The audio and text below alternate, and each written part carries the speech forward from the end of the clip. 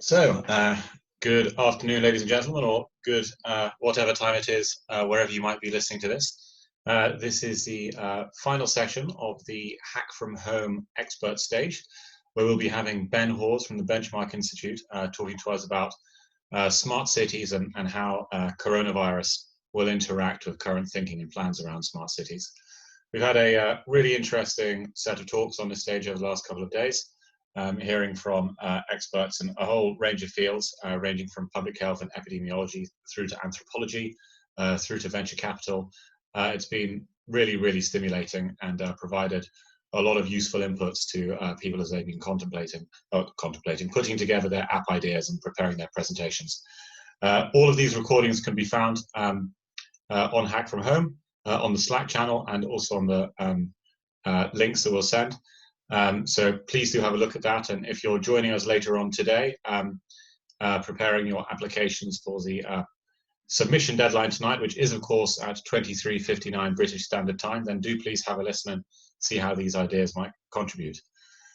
So, Ben, I shall cede the floor to you. Okay, thanks very much for the opportunity to do this. So, coronavirus and the smart city. I thought I would do a quick reprise, back of ancient history up to, 3 months ago, of where we got to in smart cities, and then talk a little bit about the new demands we're seeing and the new trade-offs and some poorly informed speculation about what might come next, and then a little bit about our work to close up. I'm doing this because I've got various interests in smart cities. I used to be a smart cities policy lead in the British government some 7 or so years ago, when really no one cared at all, and it was extremely difficult to alert other departments to the possibilities of data-driven management of places.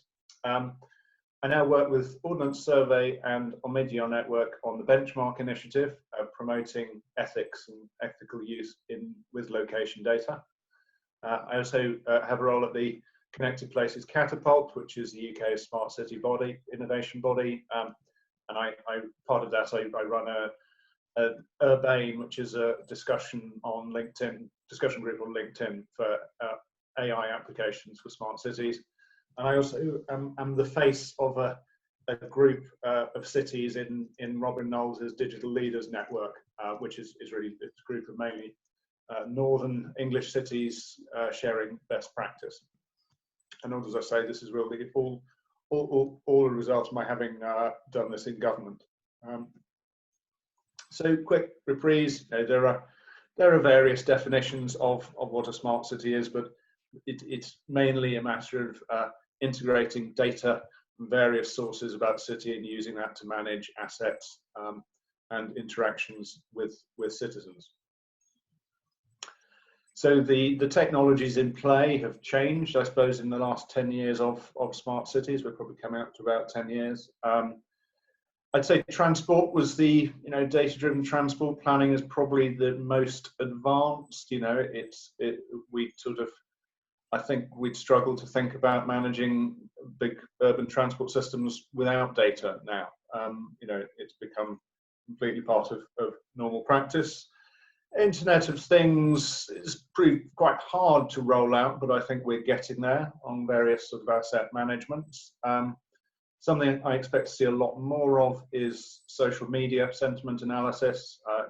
Brands have been doing a lot for some years, but still only a few cities do it to track what's going on in the city. But I would expect to see a lot more of that.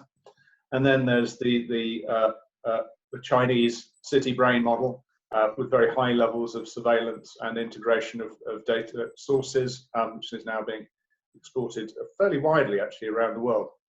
And the smart cities market was, there was a lot of hype and not very much happened for a long time, to a great extent because local government in most parts of the world is completely undigital, and until you digitize a bit of local government, you weren't really going to be able to do anything more complex.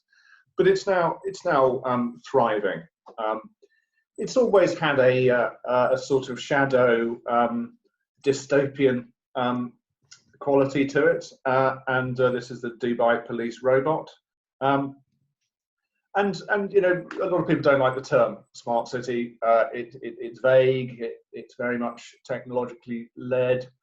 It always seemed to me rather patronising to tell people, you know, who've managed cities for decades, that you were now going to tell them how to do it smartly. But it's the term in play, so I think we're stuck with it. I think cities, you know, up to 2019 were getting more into the space of wanting to use data for more and more deeply integrated in their management and a more in real-time response. But you know, local government still struggles with skills and capability and competing priorities. It takes public bodies take the concerns of privacy very, very seriously, and I think they also don't actually have clear models and duties to make use of data in the interest of citizens. They all have responsibilities to protect data, but not actually to use it. But then, of course, there's the other aspect is there is an awful lot of data about our cities, but it's not held by local government. It's held by the digital majors and various app providers and service providers like Uber, Deliveroo. And I think, as we've seen in the last 3 or 4 years in particular, you know, the surveillance capitalism model of soaking up vast amounts of data about consumers has been so successful for Google and Facebook that you know, everyone wants to come in and play. And of course, that's happened at the same time as a lot of location-based services have gone from nowhere to being very, very successful, really very, very, very quickly. There's been a bit of a techlash about this as well. Some investigations. The Irish regulator is investigating Google's use of location data in Europe. There have been, you know, various media investigations. And I think cities have also started to wake up to this, that the digital majors have data that they could use. And it's interesting that when Uber, you know, the initial negotiations and battles between Uber and cities were all about, you know, effects on other taxi drivers. They're now actually, a lot of it is about data. It's about cities wanting access to the data. And I think so cities have woken up to these data resources being out there held by companies. I think what we were looking, you know, up pre-pandemic, this is where we got to. Probably a lot of experimentation going on, but cities sort of short of some, except for maybe some sort of 20 or 30 leaders, they're still not firmly committed to data-driven approaches and not investing very, very deeply, and they're concerned about you know, privacy issues. I think one of the best comments on this is the book called The Smart Enough City, out last year, which sort of describes exactly that point, how you ensure that you're using the right technology and avoiding over-reliance on it, and making sure that technology improves engagement and accountability rather than sort of obscuring it. So that's, I think, you know, where we were. And I think, yeah, as I said, I run this group on LinkedIn. I think there's a real balance in it between items on, you know, great things that AI could do and quite skeptical pieces on, you know, whether we can rely on algorithms to manage something as complex as a city. And then everything changes. And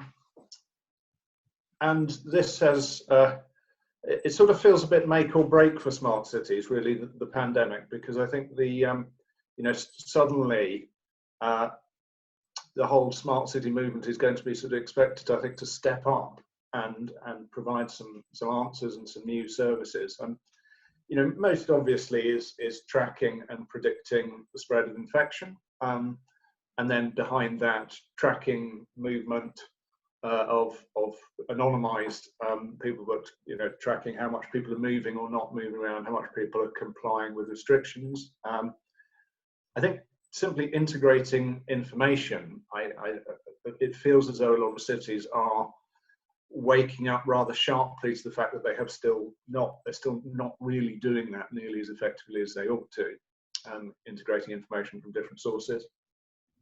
I think there'll be more interest in service automation.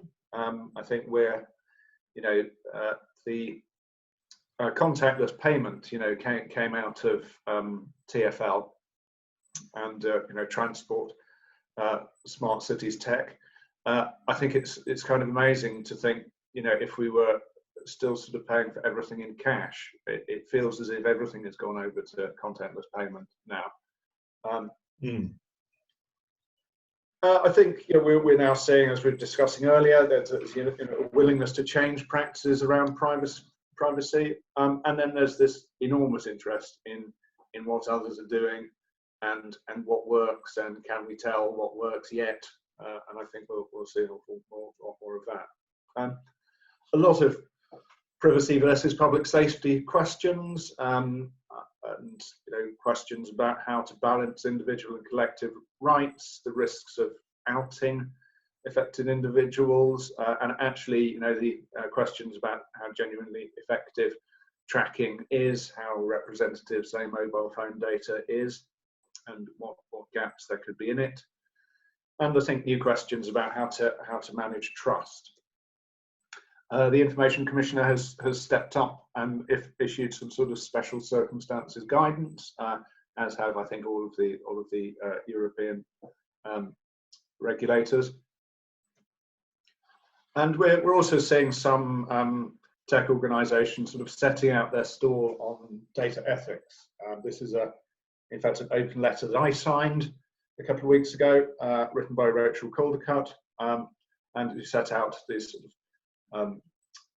standards for proceeding in apps for virus management. And a lot of it is really working there about transparency, and also on building genuine collective support with the public. There's a good article out every day. I think this was another extremely good summary that's worth looking up on the issues at play, and that's particularly good on the subject of purpose limitation. That is the ensuring that data that is collected for management of a health situation, doesn't become used for immigration enforcement in 6 months' time. It'd be fantastic if you could share these article and paper recommendations, Ben. Yeah, they are. The links. Great. I initially put the URLs in, and some of the URLs filled the whole page, so I've just gone back to the titles, but they would be easy enough to find. And then there's a lot of activity going into this. This is a German group that really needs a snappier name than the PEPPT. But there's as we've been discussing for the last couple of days, there is an awful lot of work going into safe and privacy preserving technologies.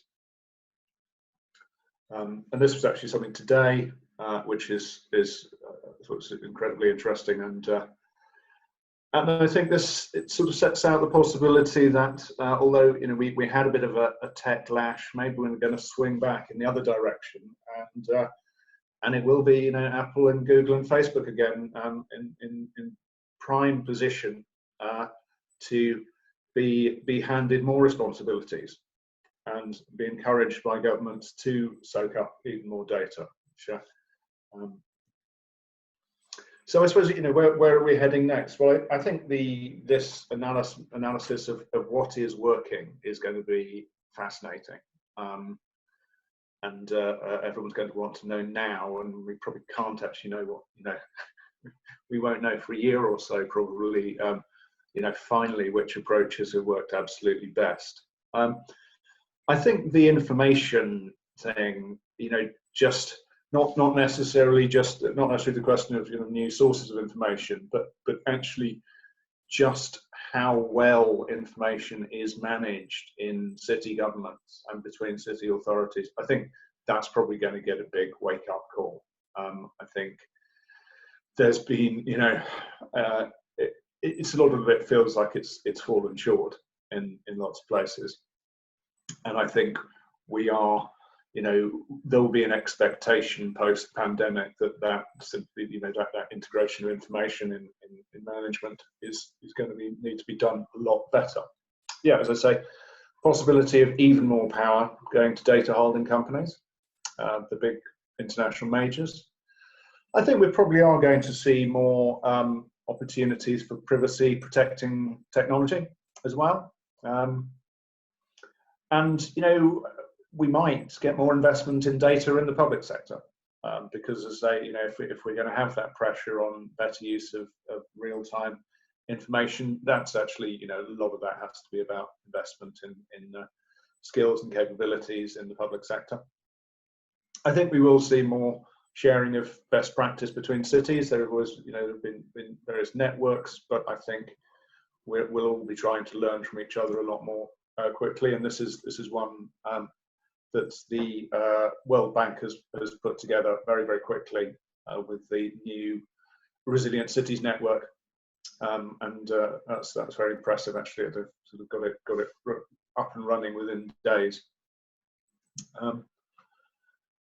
This is a very interesting article, actually, suggesting that Taiwan's successful use of information has actually been done with a high level of public engagement and public support and a certain amount of decentralization, and that actually, they have made some effective balances where they've done some very detailed tracking while actually still managing to protect privacy.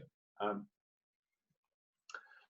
then there's another thing was also today, the suggestion that, or yesterday I think, that actually a role Google has been encouraged into by the US government may put them in a situation where they're actually asking people to agree to use of data as a requirement for getting a coronavirus test, which feels difficult, I think, probably for a lot of us. And then, there'll also be, I think, a lot of more skeptical research, and this is from last summer. This was about some uses of mobile phone data in the developing countries, and has suggested that a lot of it has not worked nearly as well as was originally thought. I think ethical practice, in this space, in a smart city is a moving target. I think, we could still see public feelings changing depending on what the pattern continues the pandemic, and the length of interruptions and restrictions to normal practices, and, all of those questions about reinfection and retransmission. I think it probably is true to say, though, that if authorities are thought to have ignored or abused the trust of individuals, there is a backlash. People do find ways to evade surveillance and to trick it, and the surveillance becomes less and less effective. As we discussed earlier, there is a sort of general pattern with authorities becoming quite used to using exercising powers and in emergencies and finding reasons not to relinquish them. And I think, yes, sort of trying to set out ethical norms is difficult in this area, because things are time dependent. They're also culturally dependent from different countries, and actually between different age groups and different social groups.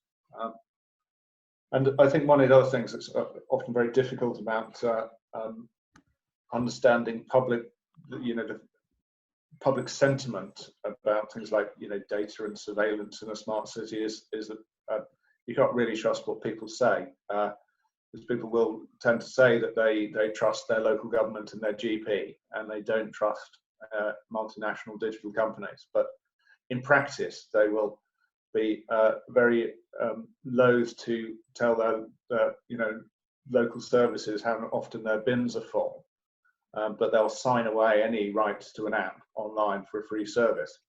So there is a big sort of expressed and revealed preference problem, I think, in data ethics and in sort of management of social services. I'll end just by saying what we're doing. So Benchmark is an initiative to promote good practice with location data. We are exploring the ethical challenges, and we're also funding entrepreneurs to develop innovative solutions. I run the engagement events. Yes, when we've just got the first wave of the entrepreneurs in residence up and running, thankfully, before everything shut down, so they're hard at work. Supported by Omidyar Network, it's delivered by Ordnance Surveyors Geovation, and there's a complementary parallel program in the US. And I suppose this is the pandemic and this sort of new interest in tracking location data has kind of, I suppose it's sort of looked rather fortunate for us, really, because we've been going since the end of last year, and Omidyar have funded us to do this really because location data has very quickly become a very, very big factor in the provision of services and in the collection of personal data. It's really not very long ago we didn't have Uber and Deliveroo and such things, and so some big new markets have been created. Some new market power has been created, and it's felt as though perhaps the geospatial sector, while it's, I think, always had a sort of very good, quite strong public interest. Mapping is a very democratizing public interest activity. Probably the geospatial sector, geospatial data sector, hadn't really got involved in the data ethics conversations until that have happened in other areas until very recently. So that's why Omidyar have charged us with doing this, and we are obviously moving, like others, over into doing a lot more online. We'll be doing something on citizen rights and smart city data quite soon. I'm keen to get some investors talking. If you look down the list of the SoftBank Vision Fund's investments, actually you realize that there are a few small geospatial data companies, but everything else is WeWork, Deliveroo, Uber. It's all actually location data driven, and I'm very interested to get some investors to talk about where they see the regulatory and ethical risks there. And I'm also hoping to put something together on spatial AI or geo AI, which is, I suppose my question there is, if you build up machine learning services using spatial data, what are the characteristics of what results, and what are the risks and challenges with it? And yes, as I said, we're also funding a group of entrepreneurs to develop apps in a number of sensitive applications of location data. And I suppose I'll end with flagging this up. And I think we were already wondering if there was a role for a sort of charter of ethics or a code of ethics for using location data. And I think the pandemic and the response has sort of sharpened up that conversation. Is this an area where some common, shared, well-supported and well-known principles would allow people to negotiate what will inevitably remain quite difficult trade-offs? We are an exploration network, so I'm very keen to engage with anyone who wants to engage with us and come and talk about ethics and location data. So thank you. Shall I unshare that? No, no, by all means, keep it up. Well, thank you so much for that talk. That was really interesting. It's yeah, it was interesting to hear how it had arisen. I guess perhaps in this country, perhaps I don't know, maybe we're leading in that regard in TFL transport. Just that sort of initial massive data sets being created. Yes. Yeah, I mean, TFL have. I mean, they really did push through contactless payment. I mean, and obviously, you know, they released data to Citymapper also, which so you know, they've done a lot to support the private sector as well. So yeah, they are really good at what they do. Yeah, yeah. Having a grim time at the moment, though. I think they announced that 5 bus drivers have died, which is yes, I saw that. Yeah, coming under pressures from all sorts of directions. I noticed, as are a lot of policymaking institutions. It was there's a number of interesting points flagged in there. I was struck by the notion of developing the social license. Would you situate the work of the Benchmark Initiative as involved in, you know, helping create that social license, of, you know, sort of trying to explore what it should be? I think we're certainly interested in it. Yeah, yeah. I think this is, and as I say, I mean, I think because of the pandemic, as a lot of this stuff is getting more widely discussed, which is incredibly useful, you know, because you can surface what different opinions there are in it.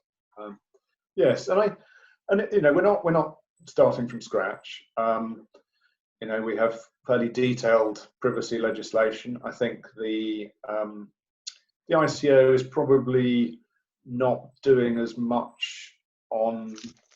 I mean, I would possibly expect them to do more on location privacy in the future. I think, you know, location privacy has come up the agenda incredibly fast. And while I think the ICO generally does a really good job of adapting to what is an endlessly changing data privacy environment, we'll probably see more from them on location in the next year or two. And then obviously we've got this, you know, the investigation of Google. Both Android and Apple have reined back the ability of apps to track location when they're not in use. So there's already been some recognition that you know, that's been allowed to go a bit too far. But I think it'll be also, you know, we had to cancel a session with the Royal Society, who have been doing a big program on how you move from principle to practice in data governance in different areas, and it would be. I'm hoping to do some more with them. I think it's, you know, there are various things already out there. Clearly, there's medical ethics. There's the legislation on privacy, and in the smart city world also, you know, local government, local public services also have pretty well established ethical practices and principles. So none of this is starting from nowhere. So I wanted to ask about, you mentioned purpose limitation. Yeah. I believe earlier in the talk. I mean, how well or how particularly have the controllers of smart cities related location data been actually assessing the purpose limitation, if that isn't too general a question? That's a good question. I would say that there, I don't think norms have really developed yet. So I think it's a bit of a, you know, you see a lot of different practices in different places. As I say, public bodies do, you know, they do start off with, you know, from having a whole set of legal duties anyway in their provision of services. They obviously have very different obligations from private companies. You know, in most basic ways, you know, local public services sort of can't turn anyone away. You know, they have responsibilities to everyone who needs services, and that sets up a certain amount of the the way they approach such things. But I think it's, there are some cities that are looking to develop kind of data collaboratives or data trusts, sort of. Oh yes, I'd like to pick you up on that. So I think Barcelona and Amsterdam and there are one or two other leaders there, and then of course there's the Google Sidewalk Labs Toronto thing, which is also, they did set up data trust, and everyone decided they didn't like what they'd done with that. So there's a lot still for them to sort out there. Yes. Now, where you mentioned the term data trust, of course, which has has attracted no small amount of commentary, at least in UK data policy circles, and I believe in other jurisdictions as well.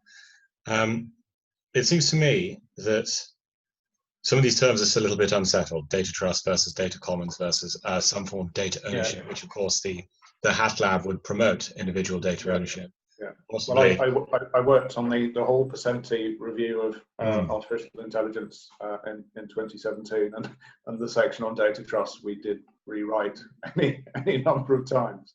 Right. Yes. Because it is actually quite hard to. I suppose partly I think because you'd set up different, you set up data trusts for quite specific purposes, and so they are quite difficult to generalize about, while still making any sort of useful sense. Yes. Yes, it does seem to me that you have the legal connection, what it is, and then there's the different models of internal potential operation. There's an academic at Manchester University, Mills, I think, who has a very good breakdown of it all. But it does seem to me as though data trusts are potentially one mode of dealing with at least some of the data collection and value generation questions faced by some smart cities applications, but not necessarily all of them. No, and I think I mentioned the Uber point that cities have woken up to the fact that Uber's data is actually a huge part of their the engagement they should have with Uber, and actually part of the trade. And I think that's really interesting because maybe that's the future. Actually, maybe we are going to need local public bodies to engage in this kind of negotiation over data with a lot of digital companies. I mean, it's hard to say. When you're talking about location-based stuff, I think it's hard to see national governments engaging in that kind of representing the local citizen effectively. Yeah. And so, who's going to? And I wonder if it is, it is city governments, and for countries where the cities have more independence and more powers, I think they're probably in a much better position to do that. We're kind of moving in that direction in the UK, but we're still basically a pretty centralised country. Yes. Most of our cities don't have a lot of powers and responsibilities, but I sort of wonder if we do actually we will at some point want to give more duties to the local public sector to represent citizens in data domains, because otherwise it's very hard to see anything but a free-for-all for large private companies. Interesting. Yes, I mean, I suppose digital citizenship is something that we're very focused in on here. There's various modes of it, of course. Certainly with the personal data account architecture built upon the HAT microserver, which came out of this 6-year-long research collaboration. We see that as a way of providing a form of digital citizenship. I don't know if we previously mentioned the paper that we wrote in the HAT Lab called Homo Databundus. Yes, I think you could sort of see as more things move onto the digital level, this becomes a kind of the locus of your participation in digital space in some respects. Gosh, what a polysyllabic set of words that just tripped out of my mouth there. I'll be in private IC's corner yet. But yes, fascinating issues, and I think a lot of ramifications for what it means to be a citizen and to be in public spaces as things go on. Yeah, and I mean, it's an incredibly interesting thing to be working on with Benchmark, but it is. I think there's still a vast amount we don't know. There is people are, I suppose, aware. A lot of people are pretty much aware that online companies pick up information about them so as to show them different things online. And we sort of accept a level of that as the price for getting free services. But if companies are now collecting a lot of information about where you go in the physical world, the implication is that the same thing will apply. They're actually going to try and send you to different places and affect your behaviour in the physical world. And I wonder if we're ready for that. Or and that's one of those things where I don't know. It sort of feels that there might be a backlash against it, or there might not. And I just genuinely don't know if. But this, it feels as though that movement from a kind of what was developed as an online means of doing business and running interactions with users. Is it the same if it's moved out into the physical world? I don't know. It feels more dangerous, We shall see. I guess it'll be one of the many gigantic real-time experiments that we're going to be living through. Right, yeah. But as I say, I think that role of the local public sector is quite interesting, and I think those cities, as I say, that have more power and more autonomy, probably in a better place to deal with this than those like ours that by and large don't. But it does feel that who if not city governments, who does stand up for the citizen in local data? Yeah. Well, this has been a fascinating exchange, Ben. Thank you so much for giving us your time. Unless there's any other questions that come in, then that calls the end to our particular session. Raised a whole range of interesting questions. I mean, one of the things for me that I guess ultimately got me interested in technology, but also in the kind of issues that led to this hackathon, is just what all these things mean for you as a human and as a human in society. And I think stuff like the things you've been talking about today is, just so connected to that, and really highlights this new world we've just sort of accidentally found ourselves in the last few years, even prior to the crisis of the last couple of months. Now, this is the last session of our expert speaker stage for the Hack From Home Global Hackathon. It's been a really great time listening to and interacting with and learning from all the speakers that we've had. I hope it's been a useful input to everyone who's was either listening to this as they were coming up with their project plans, or will perhaps be listening to it thereafter. For those of you online now and listening still in the hackathon, we're going to begin the project presentations at 7 p.m. This is by way of a show and tell, so just you can share with the rest of the Hack From Home global community what you've been working on over this weekend. Submissions of your actual, submission, to use the word again, the actual submission deadline for the materials upon which you'll be judged. That is at 1 minute to midnight tonight, British Standard Time. So, ladies and gentlemen, thank you very much. Ben, it's been a pleasure to discuss it with you.